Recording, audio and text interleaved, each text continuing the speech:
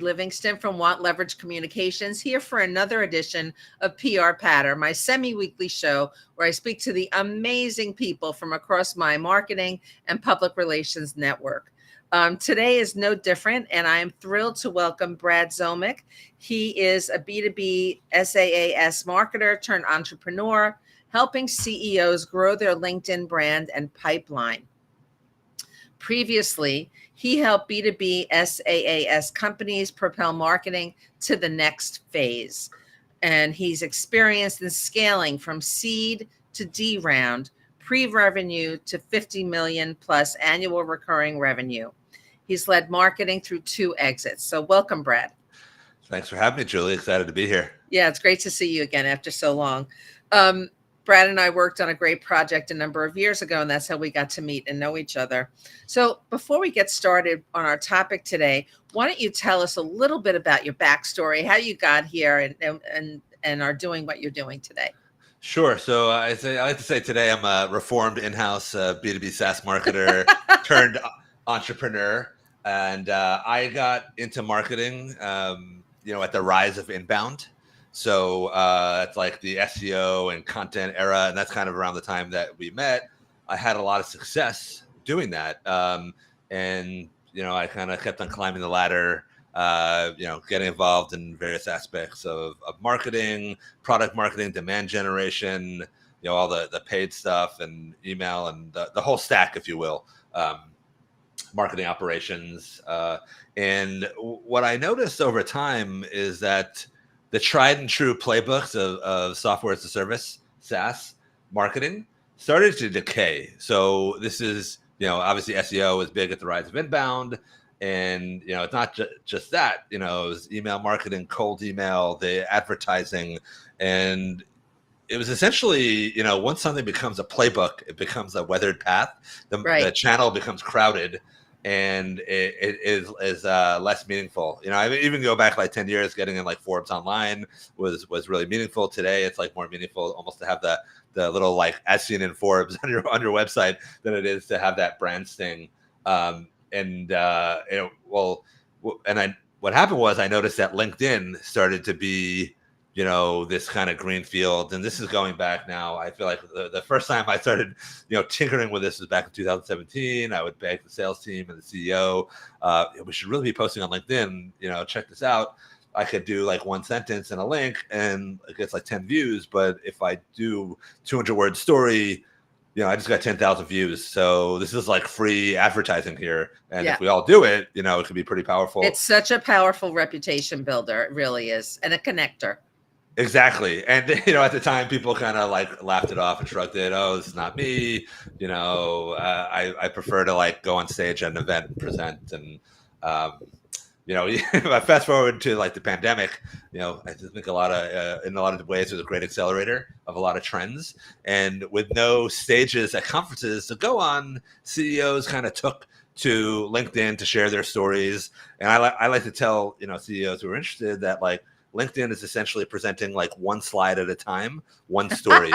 And no CEO is going to say no to going on stage at a conference, right? That is true. And this is like every nugget, right? Every segment, every day, every daily post is a story. Exactly.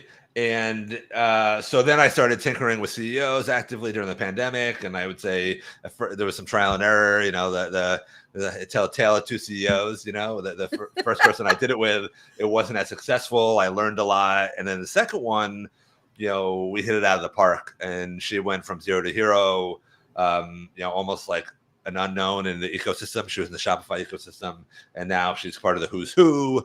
Her followers went from 3,000 to 15,000. But more importantly, I mean, she had, people were like pinging our website, DMing her, wanting to look at the product, to the tune of 1/3 of pipeline, last year. And then probably a third of people that she speaks to who are interested in the product reference LinkedIn. And obviously along the way, she's had a bunch of viral posts and whatnot, but that is more of the means to the end. This is a way for, at least the way I do it, for founders to grow their network, their influence, and eventually, the sales pipeline. So, having success with her, her name's Kate Stevens, by the way. And she's still doing this today, doing a great job. We,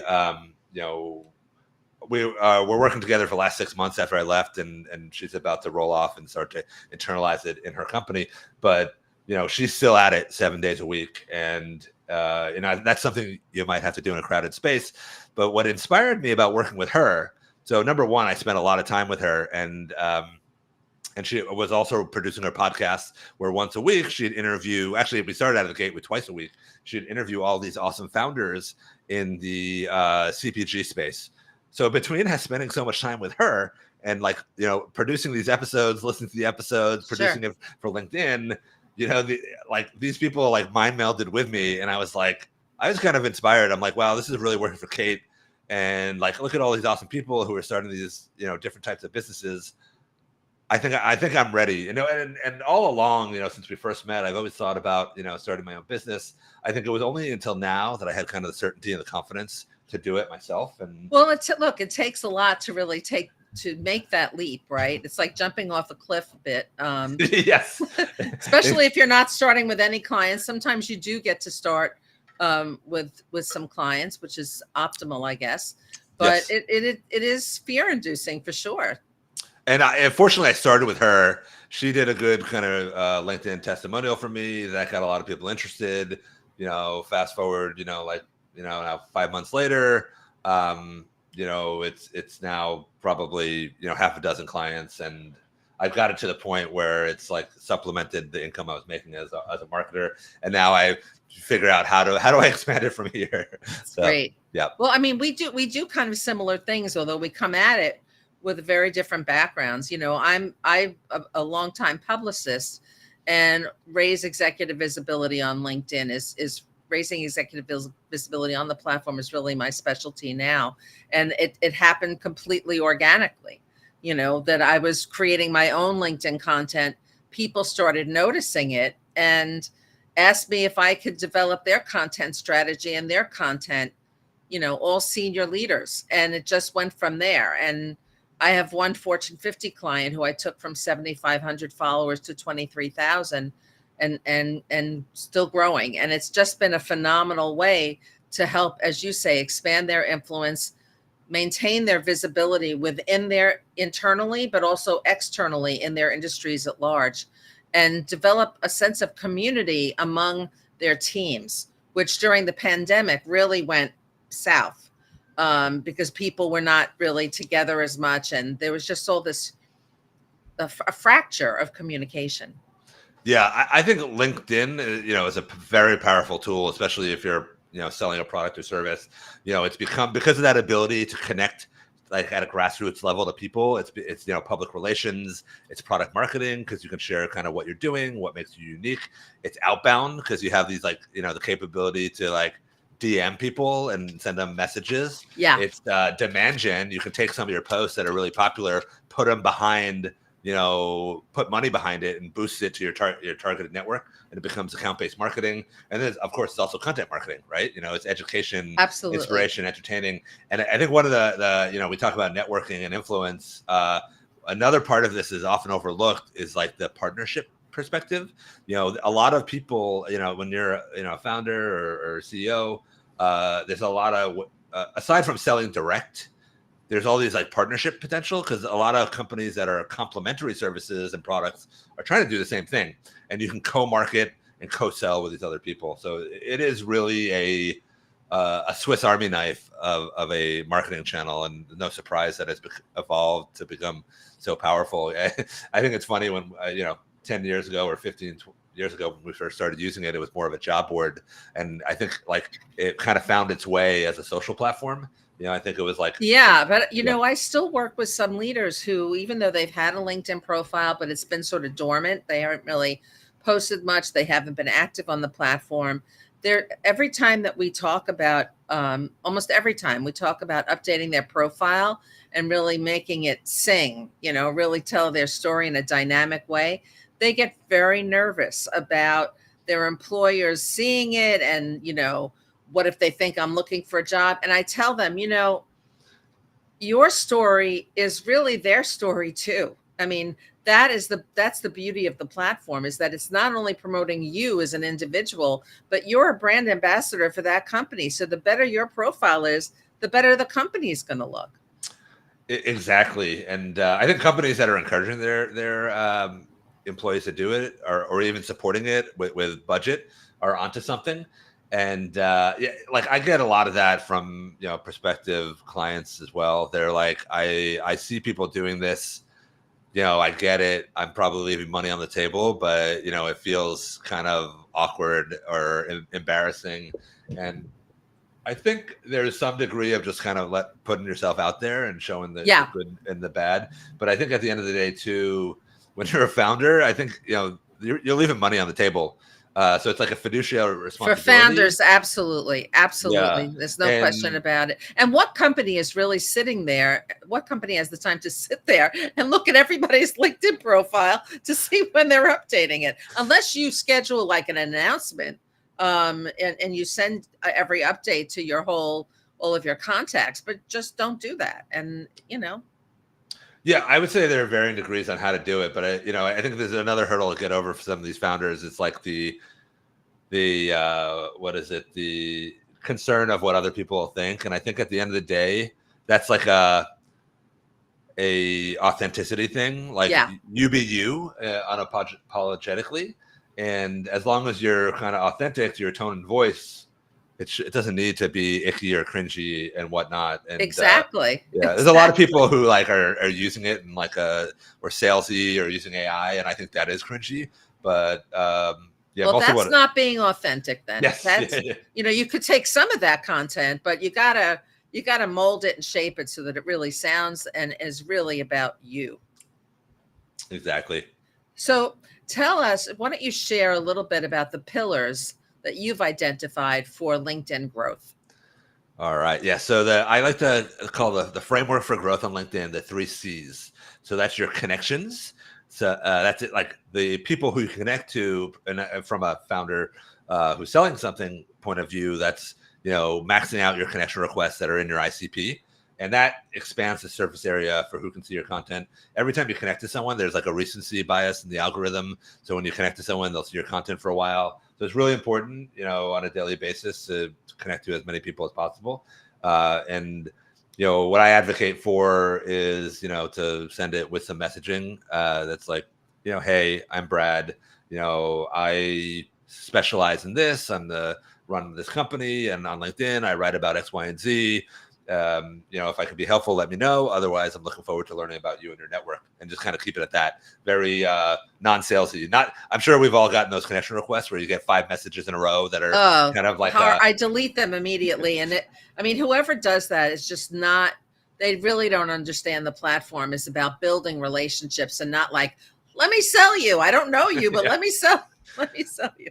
Yeah, I mean, essentially what those people are doing, they're taking the cold email prospecting and applying it to LinkedIn. It doesn't work very well. No. But a cold email doesn't work very well either these days. So no surprise.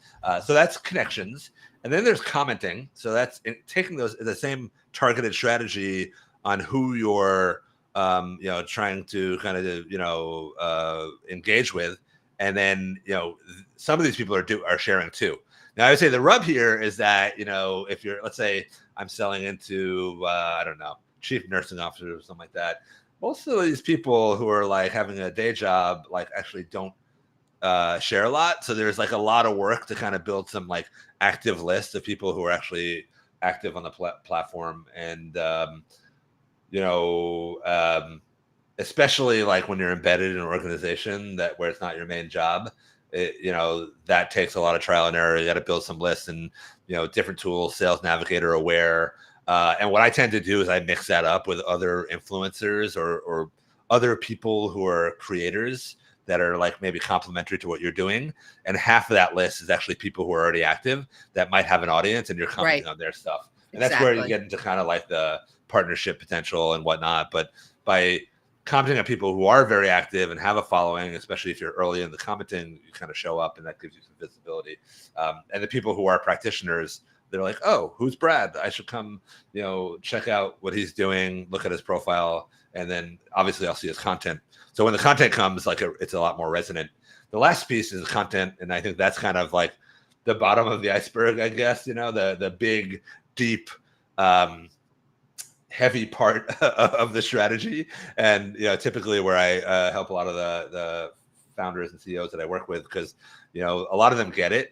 They don't really need to be sold, but they're like, where do I start? What do I write about?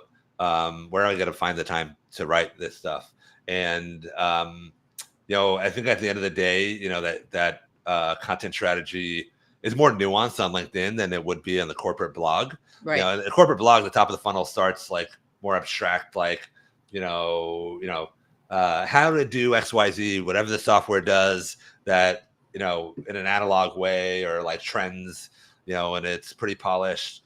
The top of the funnel in LinkedIn is your personal, your passions, your hobbies. For me, I'm a parent, and I'm a big fish fan, as you can see from the poster in the background. So I talk about these things that are my passion topics, and I talk about my kids, or what I did over the weekend, when I have time, and that's that personal storytelling element. And that, but you don't want to do too much of that. No, right? No. You want to keep that kind of, yeah. From a founder perspective, I think that personal stuff is also a lot of maybe the real personal stuff is your weekend. What you like to do for health, or entertainment, pop culture. But moving along, I think, like, especially a founders or people love the like how it's made stuff. So they want to learn, like, look under the hood, like the behind the scenes kind of thing. Yeah. So there's a lot of, like, I guess, founder content, how I built this type of stuff, where I think that sits in the personal storytelling. Now, when you get to the middle of the funnel, that's where it's like what I call the on-ramp to whatever you're, selling or marketing. And that's, trends in the industry. It's pain and solution content. It's hot takes on the industry trends. There's your like tactical how to do things and visual examples of maybe what you do. And at the bottom of funnel is almost, like more, I wouldn't call it quite direct selling, but it, overlap with that. It's your case studies. It's like the frequently asked questions of the sales cycle, and maybe how you're unique and different from other products out there. And so that's the 3 C's. That's great. I like how you break it down in that. I spent many years in the jewelry industry, and the 4 C's are completely different than your 3 C's, but kind of similar in a way. So what kind of systems have you built for ideating and developing that rich content that really is going to grab people's attention and go viral? Cool. So I would probably put the systems into like 3 buckets. I think you have your brainstorming, and you have your like content production, which is the writing and editing, and then a distribution system, and how you kind of implement the content with the commenting and the connections. So let's start with the ideation. And I think this is almost like one of the biggest blockers. What do I write about? Where do I start? I think the trick is to kind of, like basically like realize that ideas are everywhere. So if, I'm a founder, I'm having meetings all day, right? I have like, conversations with my internal team on like what we're doing, and the thing, and it's not just like the finished processes that work. It's like what didn't work, right? Those are all like fodder. The things that we debated, very heatedly. People like to hear about that stuff, right? They want to see you as a human being, as somebody who's vulnerable, fails sometimes, wins sometimes, in between. Exactly. And then from there, it's like, the meetings you have, your clients, the prospects, all the questions they ask you. And so I think what it takes is probably adding a little bit of time in your day to kind of like reflect on, what did I talk about today? What questions were asked of me? What stories did I tell? What did I learn? And, distilling those into something. It could be a Google Doc. It could be a Slack channel where you just throw ideas. And I think if you develop this practice on a daily basis, some people add in like 5 minutes after a meeting are ready to take notes, and it's just adding to that process. Other people maybe have like a daily, recap, just for productivity purposes, adding this to that. So this way, like, so you're carving out separate time for brainstorming. And then the next step is I carving love out. that. I think I just want to stop you for a second. Yeah. I think that is so important. And I think it's very challenging to get a CEO to do that. But it's possible one of their team members can help. I don't know how you get it out of them, but I find that it's very difficult to even talk to my clients who are CEOs that often. But I think if you do get them to be, routinized about it, that's just gold waiting there. Yeah, well, I agree with you too. Like, there's like a certain busyness factor that makes, like, the working on founder branding uh, more challenging Yeah. than kind of other content strategies, because of the high velocity and the time commitment. Like, if you want to take this on, if you're doing it with help, you probably got to dedicate at least 2 hours a week to it. So and that's like, or else it's not going to get off the ground. Yeah. So back to the systems. From there, you have a nice, like, faucet for ideas, and essentially when now you just have to set up separate buckets for writing and reviewing, right? And so putting out a time that you stick to religiously, like, I'm gonna write, and if you're working with someone like you or me, it's like, I'm gonna meet with somebody, maybe it's a third party or it's somebody on my team, and I call them LinkedIn jams, and we just jam, on the different things. I love that. That's great. And I have like a little, like, board that, it's almost like it's like a Trello board type of thing, ideas, drafting on deck to publish. And like, so yeah, you got to set aside that time to distill the ideas, whether it's writing or sharing them, with a, ghostwriter or publicist or some content marketer. And then the last thing is that taking separate time to edit. And I find it's not really a great idea to write and edit. When you rush everything from idea, writing, editing, there's, your idea might be half baked or not, polished. You always get, like, it's easy to edit the next day because you can, like, really rip it apart and, improve it and polish it. And you're giving yourself time to let it marinate a little bit, right? Yes, exactly. So I would say the production piece is, like, really separating the brainstorming from the editing to the publishing. Now, there's also a little bit of a system for distribution. So when, day to day, in the thick of it, let's say I have a client who's posting 5 days a week. Every day we post at the same time. Wow, that's a lot of content. Yeah, yes, it is. When you're in I have, my, Kate that I mentioned, she's in a really busy space, e-commerce, in e-commerce. Yep. The SaaS companies do it, the agencies do it, and then the brands do it also, because they use it to get, visibility from investors and, public relations editors and journalists and whatnot. So I would say the busiest space of all is B2B sales and marketing, right? So that is actually, the analogy I like to make. It's like going to a concert, a loud one, and you're trying to talk to your friend, you're screaming at the top of your lungs, and they hear, like, the faintest whisper. So the bar there, is in B2B with sales and marketing, the people who are, like, really famous, they're already, like, they're tinkering with, like, really high quality video that it looks like it's on Netflix or something like that. It's crowded, so you need to stand out, like, with novelty. Yeah. So are you also helping them to create video and infographics and things like that? So my initial batch of clients, there's, like, I'd say I help a little bit with graphics. I can produce a podcast. Like, nobody's taking me up on that. I do have some people doing kind of like, the short video shorts. Yeah. As well, but those are, like, I would say if you're getting into more audio visual, those are that's dipping your toes in the water compared to a podcast, which is a pretty big commitment. I have some great resources I'm going to share with you after this. Cool. That might be good for you. I appreciate that. So maybe the last bit on distribution, the system. So the way it kind of works together, the targeted commenting and posting start fusing together. So number one, you want to post at the same time every day consistently. And what we do is we try to cluster the commenting around the time of the publishing.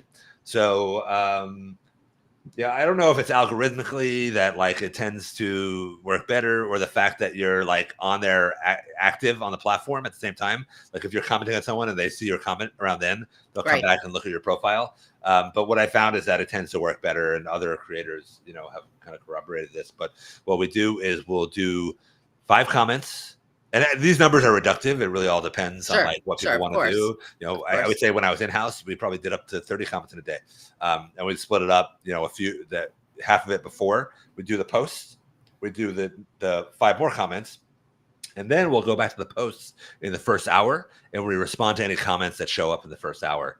And from there, what you can do is you can start looking at yesterday's posts and look at who commented, who liked, and if there are people there who are like not in your first degree network, you start kind That's of, the goal. That's the yeah. goal, right? That's the springboard.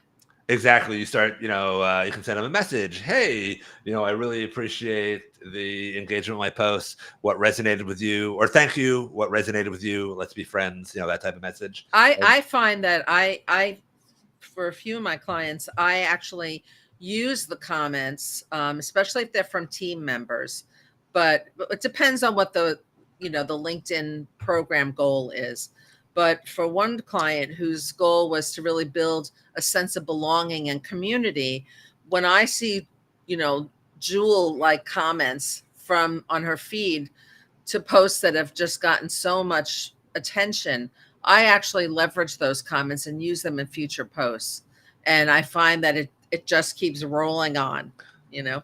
Yes. Oh, that's a great point too. I think back to brainstorming.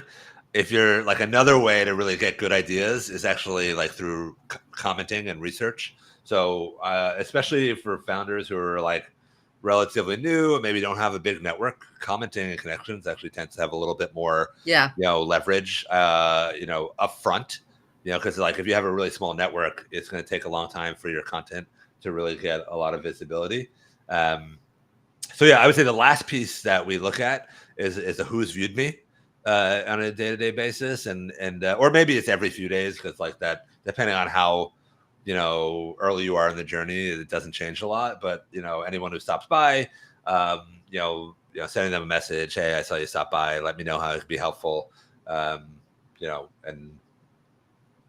try to start, Yeah. a connection and a conversation that way. And the truth is, so once people are in your like first degree network, they'll see more of your content. You can DM them, more often. And I would say use that sparingly. I would say that usually like the progression to DM, if you're initiating it, should be after like a few back and forth Absolutely. Yeah. conversation, one like intense thread or like multiple comments. And kind of what the goal here is, if you think about the concentric circles of LinkedIn, I would say the anchor point is probably all of your followers and connections. And let's say I don't know, 5,000 connections of followers. What happens is when those people start liking and commenting, you now tap into their latent networks, and that kind of gives you an extended audience of, let's say, I don't know, like 1 million. And I'm just throwing numbers out there. But the magic happens when that extended network starts coming in and seeing your content, and you, by engaging with people who engage with you, you get people from one-time commenter, engager, to repeats. And I would say the most inner circle is somebody who is like a fan, and that's the audience. If a fan overlaps with business potential, that's where you can start DMing, and you probably have a little more leeway to say, hey, Absolutely. we're Sure. doing XYZ over here. Would you want to? I'd love some feedback. Do you want to take a look at it? And that's where the magic happens. I love that. That's great. Um, any final thoughts about what people aren't doing right now on LinkedIn to grow their personal brand, and what they should be doing? Yeah. So I think what people aren't doing. Well, I think like maybe the biggest bucket of what people aren't doing is posting. The truth is, like, there is a very, very big and long tail of what I'll call lurkers, people who don't do anything. And I think like this, what I'm talking about, founder branding on LinkedIn, it's really not just for them, it's for anybody, right? Like everybody is trying to convince somebody of something, where you're trying to get a job or you're trying to get a promotion, you want visibility within the company, the product just changes, right? For those people, the product is you. And I think it's just a good way to, keep your visibility, talk about the projects you're doing, especially if you work in a giant company. It's a great way to kind of give yourself lateral and up and down, the ladder visibility. So I think what people aren't doing, they aren't posting. I think people who are like wanting to post, I would probably advise that they almost start with commenting, developing their commenting muscle, get ideas for posts, and then, do that, build that muscle first, and then kind of take the next step, baby steps. I'm going to do 1 post a week, then 2, 3, 4. Exactly. Yeah. Micro steps. Yeah. And I think for people who are in really busy channels, if you want to, become part of the who's who, like the when you get to that, like the higher steps, it's, high frequency and a high velocity content strategy. And often those people probably have internal teams or, consultants that are helping them. And I think maybe one thing I'll add for people who are tinkering, what I find to be some of the best performing posts are pictures of you So and your I cannot, teammates, your I cannot clients. tell you how well Yeah. those do. I mean, there's one photo of one of my clients who talks a lot about, one of her pillars is mental health and wellness. And there's a picture of her in her office treadmill that I continually have them update for me because it is like crazy, like 100,000, impressions and so many comments. It's showing that like behind the scenes kind of thing that people really do enjoy and they love it. Yeah, I agree 100%. I think the reason why it works is, at the end of the day, it's not that LinkedIn is like this special channel. It's that people influence people. And this is the digital proxy for hanging out at the water cooler or like milling around at the conference. That's right. and networking. And, having those human to human connections are powerful because once people start talking about you, I would say the second part of people influence people is that conversation drives commerce. And you want to get people kind of talking about you when you're not in the room.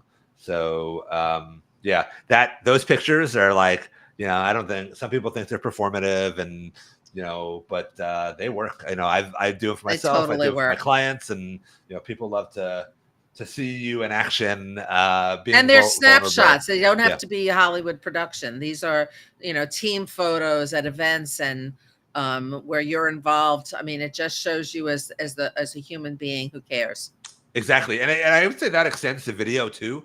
Video is a pretty, it's a higher bar for entry for a number of reasons. There's like this element of being like cool and casual that often is hard and people get tripped up. But I think people often think that the video needs to be like super high quality, and it doesn't. You can do a lot with just, even a QuickTime or a Zoom recording or even your iPhone as well. And I would say when I was back this is 10 years ago when I started doing podcasts and video at Skilled Up, we had a creative director, we had 2 designers, we had a third-party videographer, and like the Adobe editors. In my last role in-house, we were doing a ton of video and audio and a podcast. I did it all myself, and like the tools have gotten really I want to say sophisticated, but it's sophisticated in that you could do a lot, but user-friendly, user-friendly. Exactly. Like you can be a one-man, like Canva. Like Canva is a perfect example of that, right? Yeah, I use for video. I use a couple of tools that are really power tools in the tool belt. Descript, which allows you to edit by. I use that too.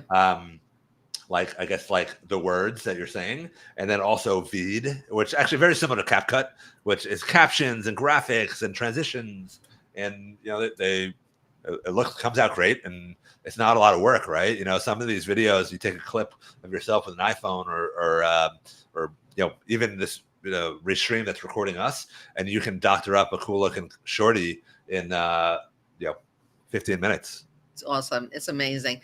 Brad, this has been such a fantastic conversation on my favorite subject.